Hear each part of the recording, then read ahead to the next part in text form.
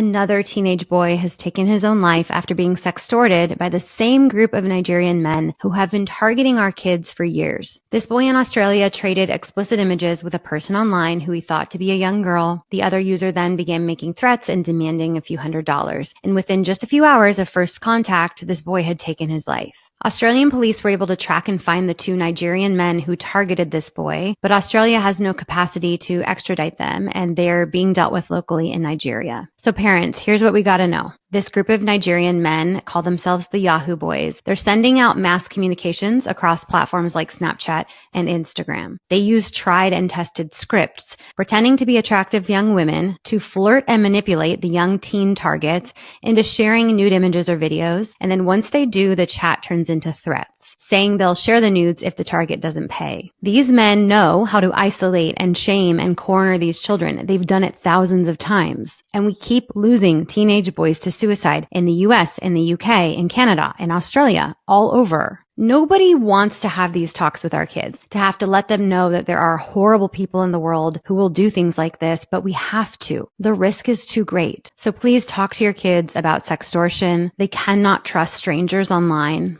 and they cannot send nude images. And if they do get contacted in this way, report the user to the police.